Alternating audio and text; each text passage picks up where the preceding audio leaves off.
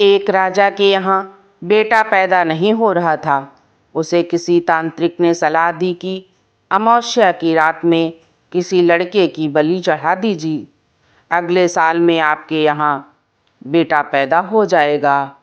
राजा ने ऐसा ही किया। अगले दिन ऐलान करवा दिया कि जिस घर से बच्चा दिया जाएगा उस घर को ढेर सारा धन दिया जाएगा। एक गरीब परिवार ने सुना तो अपने घर के सबसे छोटे लड़के को भेज दिया कि यह हमारे किसी काम का नहीं है, उसे रख लो। बलि चढ़ाने की पूरी तैयारी हो गई। राजा ने लड़के से पूछा, कोई तुम्हारी आखिरी इच्छा है तो बता दो। लड़का बोला, मुझे बस थोड़ी सी गीली मिट्टी ला दो।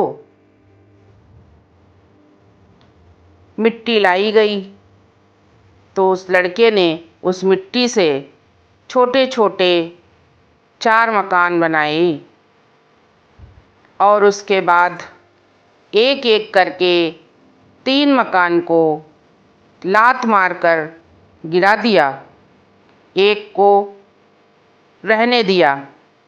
उसके बाद राजा के सामने हाथ जोड़कर विनती की, अब मेरी बलि चढ़ा दो। यह देखकर राजा को बड़ा अजीब लगा। राजा ने सोचा कि बच्चे ने कोई तंत्र विद्या की है। उसने बच्चे से पूछा,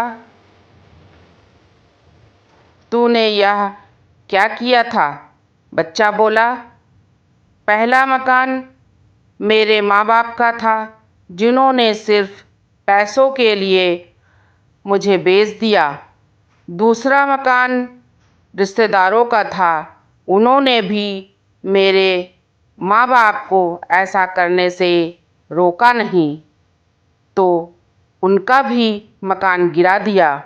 तीसरा मकान आपका था, इसलिए वो भी गिरा दिया, क्योंकि राजा का काम तो रक्षा करना होता है, मगर आपने तो अपने लालच के लिए मेरी जिंदगी ख़त्म करने की सोच ली, तो मैंने आपका भी महल गिरा दिया और यह चौथा मेरे भगवान का घर है, उसके सामने मैं हाथ जोड़कर कह दिया कि अब सब तू संभाल लेना। राजा ने गहराई से सोचा कि किसी हंसती खेलती जिंदगी को ख़त्म करके मुझे बेटा मिल भी गया तो मेरे किस काम का, क्योंकि मेरे राज में न्याय की भूल हो सकती है, लेकिन ऊपर वाले की डायरी में गलती की कोई गुंजाइश नहीं है। राजा ने रोते हुए उस लड़के को गले लगा लिया और कहा, आज से तू ही मेरा बेटा है। इस कहानी का मतलब है कि दुनिया के सामने झुकने से कुछ नहीं होगा, क्योंकि दुनिया अपने मतलब के लिए कुछ भी कर सकती है। झुकना है तो सिर्फ ईश्वर के सामने झुको, जिसके सामने झुकने से तुम्हारा कोई कुछ नहीं बिगाड़ सकता। समर्पण करना है तो उसे परमपिता परमेश्वर को करो, वो साथ होगा तो सब साथ हो जाएंगे।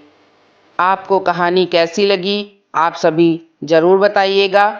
ऐसी और कहानियों के लिए हमारे चैनल से जुड़िए और आपको ऐसे ही और वीडियो मिलेंगे। और अच्छा लगा हो तो लाइक कमेंट शेयर ज़रूर कीजिएगा। Thank you. जय श्री राम।